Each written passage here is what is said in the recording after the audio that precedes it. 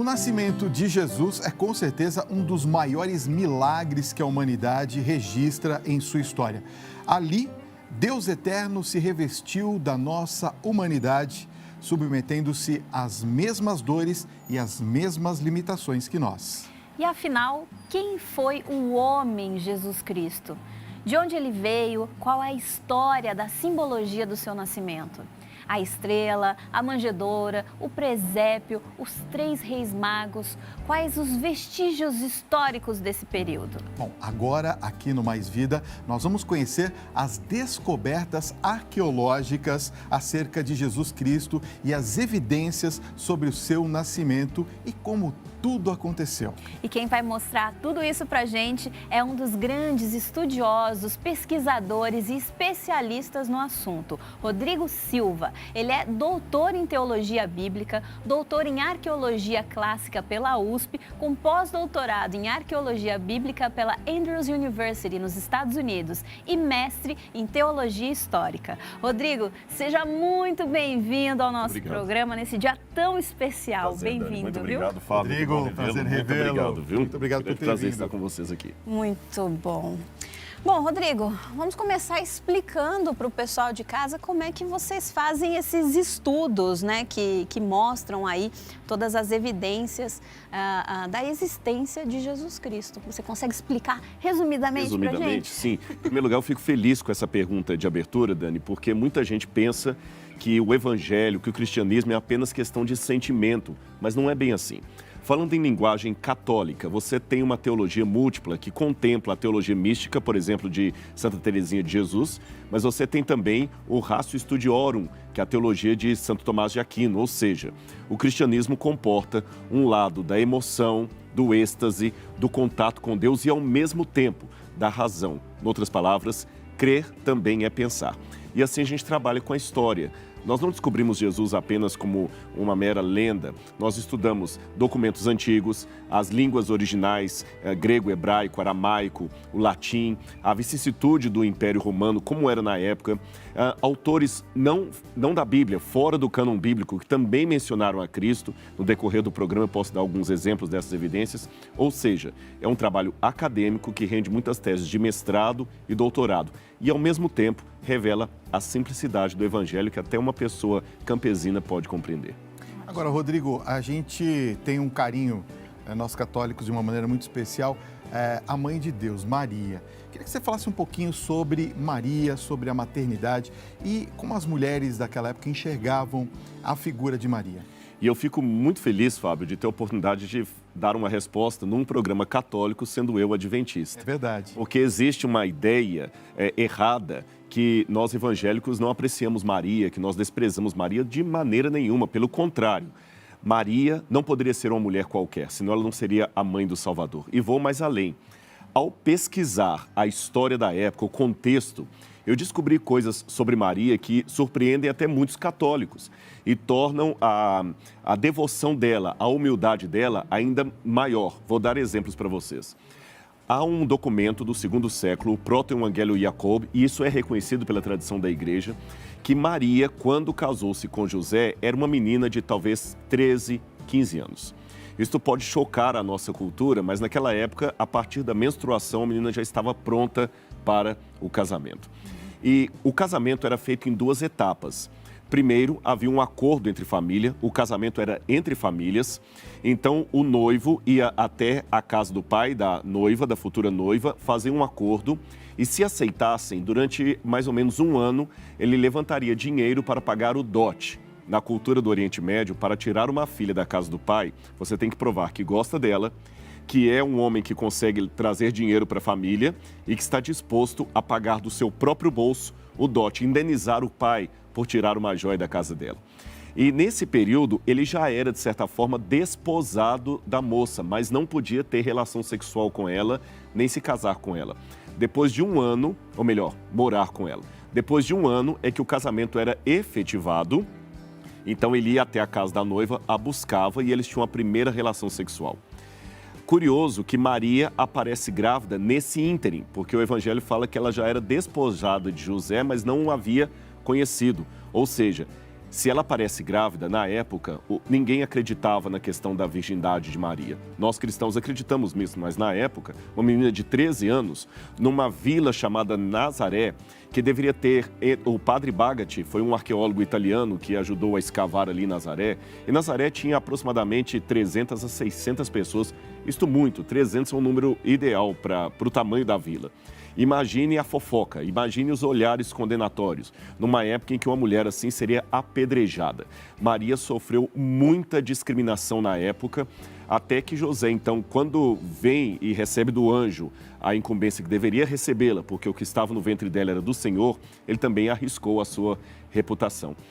Na minha opinião, é por isso que Maria vai para a casa de Isabel, porque sustentar aquela gravidez em Nazaré não era coisa muito fácil. Por isso que ela foi para a casa de Isabel e ficou um tempo lá até que a criança pudesse nascer. Ou seja, Maria tinha naquele contexto tudo para ser rechaçada, rejeitada. E como uma pré-adolescente, ela podia ter questionado: Senhor, se eu vou ser a mãe do Salvador, por que as coisas estão tão difíceis? Muito bem, e você mesmo citou José e ele aparece muito nas leituras, né? Sempre acompanhando Maria. E nós gostaríamos de saber que exemplos ele traz, né? E quem foi esse homem de extrema importância nessa história. Interessante. Teologicamente falando, eu não posso chamar José de pai de Jesus. Maria era mãe de Jesus, mas José era o padrasto, porque não houve nenhuma participação biológica nele na geração de Jesus. Ela concebeu por uma obra, um mistério do Espírito Santo. Agora, o próprio fato de José querer se ocultar, fugir e deixar Maria sozinha, na visão ocidental parece um ato de covardia, mas não foi. Quando ele viu que ela estava grávida e, num primeiro momento, pensou que talvez Jesus seria filho de algum outro homem, que Maria teve um caso com outro homem, aliás, diga-se de passagem, Orígenes escreve uma apologia contra Celso, adversus Celso. Nós não temos a acusação pagã, mas nós temos a resposta de Orígenes. E pela resposta de Orígenes, nós descobrimos que havia um boato que Maria tornara-se amante de um soldado romano chamado Patera. Então você vê o tanto de vergonha, de fofocas, diz que Maria enfrentou. E quando José recebeu a notícia: olha, sua noiva está grávida, ele também se sentiu traído. Mas por que ele saiu? Porque, de acordo com a legislação judaica, um adultério, nesse caso já seria considerado adultério, porque ela era teoricamente a esposa dele, embora não podia ter relação com ele, somente o marido pode acusar a mulher de adultério. É como a velha máxima: sem cadáver não há crime. Então, se José sumisse do cenário, ninguém poderia acusar Maria de adultério. Ela não seria apedrejada, então seria uma maneira de poupá-la.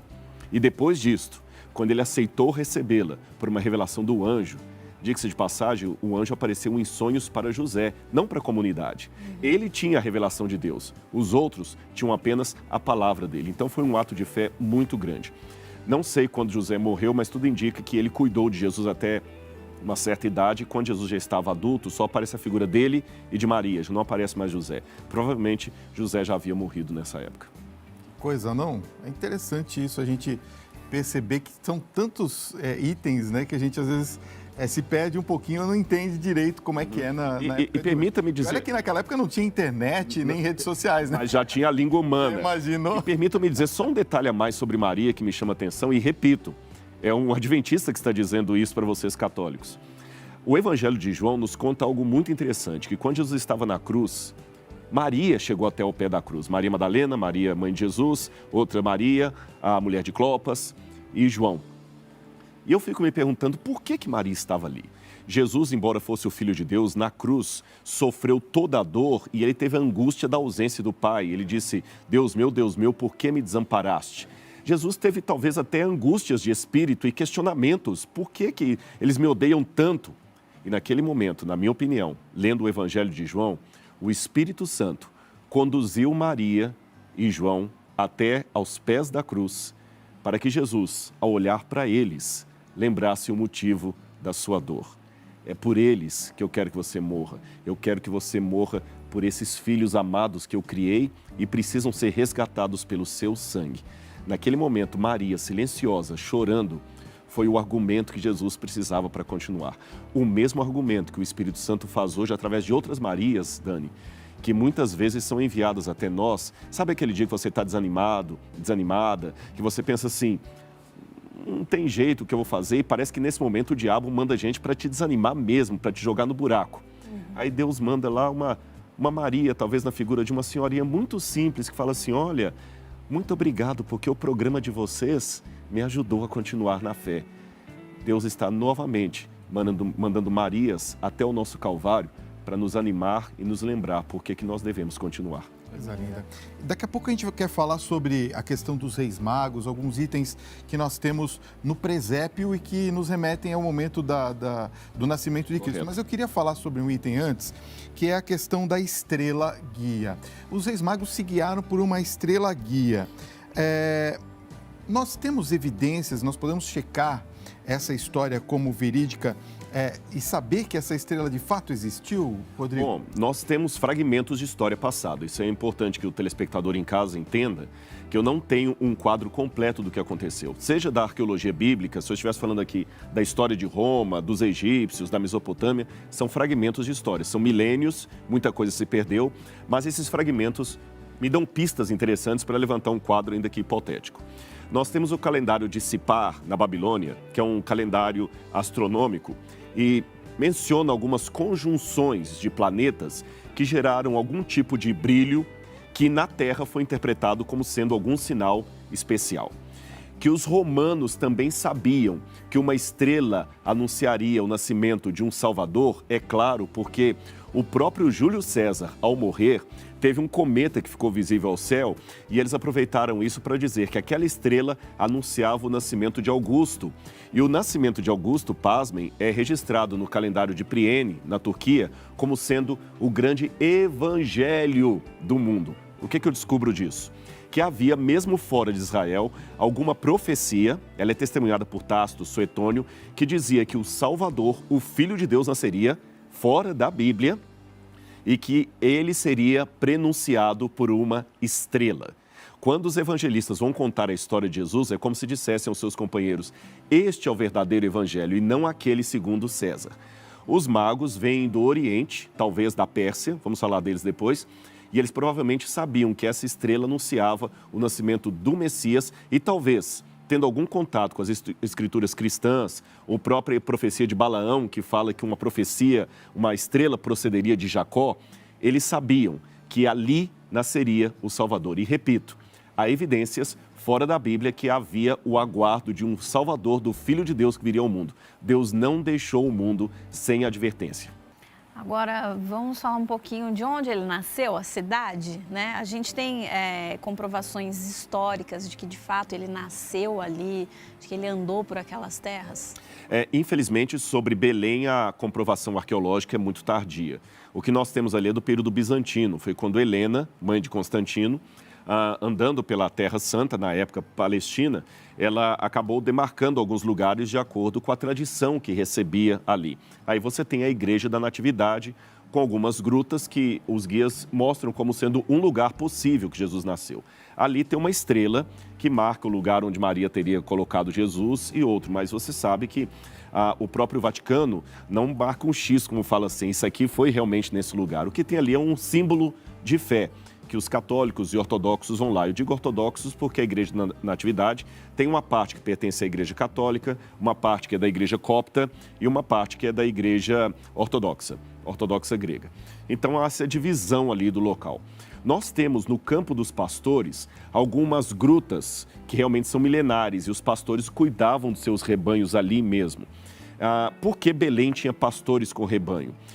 Belém, ou Betlehem, como diz em hebraico, Betlehem, a casa do pão, era o local onde as ovelhas que iam ser apresentadas no templo em Jerusalém eram preparadas. Não podia ser qualquer ovelha sacrificada no templo. Então as ovelhas vinham da cidade de Belém. Então os moradores de Belém eram, na sua maioria, pastores que eram a ralé, se eu posso dizer assim, das profissões de Israel naquela época. Não eram muito bem conceituados. Jesus nasceu no lugar mais humilde que poderia nascer. E também cumpriu a profecia, porque o rei Davi também era oriundo de Belém. Muito bem. Bom, tem uma outra característica também, né, Rodrigo, que a gente sabe que Jesus realmente nasceu numa manjedoura? A gente sabe que a manjedoura é um item de um estábulo, né? Então isso remete a gente a acreditar que Jesus nasceu então num estábulo. É real essa questão da manjedoura? É real e é mais forte do que os quadros que nós conhecemos de Caravaggio ou do próprio presépio. Eu vou explicar para vocês como é que era uma casa judaica daquele tempo. E para falar isso, é bom que nós lembremos uma coisa. José foi para Belém porque ele era de Belém e o recenseamento mandava a pessoa voltar para a casa dos seus ancestrais, correto? Okay. Na cultura do Oriente Médio, você tinha a obrigação moral de receber em casa os seus parentes. Então raciocine comigo.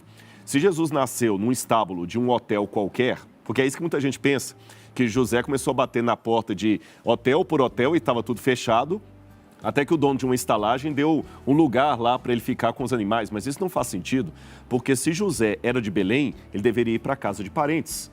Se Jesus estava no porão de uma estalagem, por que os pastores não levaram Jesus para a casa deles? Isabel e Zacarias moravam em Jerusalém, ali perto, em alguma região ali, por que não levou para lá? É estranho isso. Esquisito, né? E os magos, quando vêm também, Jesus ainda está lá no local onde ele nasceu, embora já tinha passado 2 anos. E por que os magos deixaram lá? A resposta é simples. Jesus nasceu não no porão de um hotel da época, mas de uma casa. É porque a palavra para estalagem ou para hospedaria, que aparece no Evangelho de Lucas, onde fala que Maria deitou Jesus numa manjedoura porque não havia lugar para eles na hospedaria, é diferente, é catalúmena, é diferente da palavra hospedaria que aparece na parábola do bom samaritano. Quando a parábola diz que o bom samaritano ajudou o homem e o levou até a hospedaria, a palavra que está no grego é diferente do início do evangelho, quando diz Maria o deitou numa manjedoura porque não havia lugar para eles na hospedaria. O que era a hospedaria? Ali no início do evangelho de Lucas, não é um hotel, é um quarto de hóspedes que havia nas casas. E quando você recebia alguém, você deveria colocá-lo no quarto de hóspedes, que é traduzido por hospedaria. Aí agora eu posso fazer perguntas às entrelinhas do Evangelho. Então, se essa hospedaria para a qual não havia lugar para Jesus não era um hotel qualquer, mas era um quarto de hóspedes, por que não havia lugar para Maria e Jesus ali? Isso indica que eles estavam, sim, na casa de parentes. Mas a notícia que já chegara lá das fofocas, olha, José acabou pegando essa menina, Maria, 13 anos, 15 anos, como mulher, mas tem uma história mal contada de uma gravidez aqui, ninguém está engolindo isso. E o pessoal recebeu José e Maria em casa. Mas sabe quando alguém recebe você, mas com má vontade? E você percebe, olha, eu vou te colocar aqui no quartinho da empregada, você não repara não, e você descobre ela falando com o outro assim, olha, não vamos dar bolacha para eles, não, guarda essa bolacha mais cara aqui, dá o pão mesmo de padaria. Foi uma humilhação. José e Maria foram recebidos por parentes, mas de maneira bem humilhante, porque a pior humilhação é aquela velada. E por que José aguentou aquilo e não foi embora? Talvez eles não tinham outro lugar para ir, porque voltar para Nazaré era colocar Maria numa situação muito caótica. E José talvez quis continuar morando em Belém, por isso que ficou até 2 anos depois lá, só fugiu por causa do problema com Herodes. Ou seja, Jesus foi recebido em casa de parentes e por humilhação ele ficou na manjedoura. E por que a manjedoura? É que as casas judaicas, na parte de baixo, é onde ficavam os animais. 2 ou 3 ovelhas, um jumento, eram os animais da família. Quase toda a casa judaica da época tinha esses pequenos animais. Agora, lembra que a história de Jefté, ele entra em casa e fala, Senhor, o primeiro ser que me vier à mão, depois que eu abrir a porta, eu vou sacrificar o Senhor. E a história fala que quando Jefté abriu a porta, veio a filha dele dançando. Por que Jefté falou que o primeiro que viesse ele sacrificaria? Porque quando você abre a porta de um pátio de uma casa judaica, tinha os animais ali. Foi nesse lugar que Jesus nasceu. A manjedoura era uma caixa de pedra que realmente parece um bercinho, onde você poderia colocar a água para os animais beberem ou a comida deles ali. Dá o nome manjedoura, de mangiare em italiano. E realmente, se você colocar ali uma palhazinha e forrar, vira um bercinho. Foi nesse lugar, Fábio e Dani, humilde, que nasceu o grande Eu Sou, o Rei do Universo. E Maria, ao pegar aquela criancinha, mal sabia que ao beijar a face daquele bebê, ela estava beijando a face do Criador do universo. Que lindo, né, gente? Olha, até arrepia, né? A gente Arrepia, né? se emociona aqui conhecendo mais da história. São tantos detalhes que às vezes passam despercebidos durante anos, né? E a gente está tendo a oportunidade de aprender mais aqui com o Rodrigo. Muito bem, Ino. Estamos de volta com o nosso Mais Vida, celebrando o nascimento de Jesus. E que alegria ter você aqui com a gente nessa noite tão especial, né, Fabinho? É isso mesmo, Dani. É um enorme prazer comemorar o Natal com você aí de casa, que para nós é a nossa família, a família Mais Vida, a família da Rede Vida. É isso mesmo. E a gente vai continuar aqui com essa entrevista incrível com o doutor em Teologia Bíblica, arqueólogo e professor Rodrigo Silva. Ele está mostrando aqui para a gente as evidências da passagem de Jesus Cristo aqui na Terra. E é claro que já temos uma pergunta aqui, porque a gente tem muita simbologia, as tradições da nossa sociedade, a preparação ali para o nascimento do menino Jesus, né? O símbolo de colocar o menino no presépio. Eu gostaria que o senhor explicasse para a gente, né, o que para nós católicos é essencial e deve ser celebrado, na sua opinião, é claro. Olha, eu diria para vocês católicos, citando uma frase de Santo Agostinho de Hipona, um dos maiores teólogos da Igreja do Ocidente. Agostinho dizia, numa das suas homilias, de nada adiantaria o menino nascer 1000 vezes em Belém, se ele não nascer em nosso coração. E eu acho que isso vale para todas as pessoas. Eu acho que o cristianismo tem que ser mais do que meramente um ritualismo. Eu sugeriria aos irmãos católicos sempre voltar os olhos para a Bíblia, para a história e procurar extrair dessa Bíblia o que isso significa para nós hoje. Eu explico por quê. Muitas pessoas, infelizmente, são religiosos de IBGE. Eles acham que basta ir à missa do galo, ouvir a homilia do padre lá e tudo mais, mas eu acho que não é só isso. Em sua casa você tem que ler o Evangelho por conta própria, ver cada palavra, cada letra, o que aquilo está falando do Cristo. E dizia um teólogo protestante, Karl Barth, que ele já tinha lido muitos livros, mas a Bíblia era o único livro com capacidade de lê-lo. E na Bíblia, Dani, Deus fala ao nosso coração numa linguagem interna, humana. Eu diria que a Bíblia é Deus falando com sotaque humano. E quer ver que lindo? No Antigo Testamento, quando Deus vai dar os mandamentos para o povo, depois que ele dá os 10 mandamentos, em Êxodo capítulo 25, tem uma das doutrinas mais importantes da Bíblia, que é a doutrina do santuário. E ali diz assim, Deus estava no alto do Monte Sinai e o povo com medo lá embaixo, e Deus falou, Moisés, diga ao povo que façam um santuário, para que eu possa habitar no meio deles. Moisés então fez uma tenda especial, e ali foi aonde a glória de Deus habitava no meio do povo. Os anos se passaram e quando o Evangelho de João foi escrito, João usa, na sua versão grega, a palavra que é símile àquela usada por Moisés no passado, ou por Deus no passado, e me farão um santuário para que eu possa habitar no meio deles. João diz no Evangelho, e o verbo se fez carne e habitou no meio de nós. E essa palavra habitou no grego é a palavra skenou, ele armou a sua tenda no meio de nós. Então, Dani, o que eu digo é o seguinte, ame a Deus acima de tudo, ao seu próximo como a si mesmo. E todos os dias será Natal. Eu tenho certeza. Não apenas uma festa, não apenas uma comemoração, não apenas um pontinho no calendário eclesiástico, mas uma vida diária que nós temos em renovação e nascimento e renascimento com Jesus. Rodrigo, ó, você é teólogo, meu colega, inclusive, né? Arqueólogo e filósofo. Quero te fazer uma pergunta. Tem como você exemplificar para todos nós aqui em todo o Brasil 3 exemplos de que Jesus, de que Cristo realmente existiu? É claro.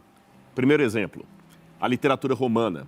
Você tem o nome de Jesus e feitos da vida dele mencionados por Tácito, por Suetônio, por escritores pagãos que admitiram a existência de Jesus. Em segundo lugar, as fontes judaicas fora da Bíblia, como Flávio Joséfo, o Talmud, que provavelmente também tem menção a Jesus. Flávio Joséfo fala que ele foi condenado, personagens da vida de Jesus estão ali exemplificados.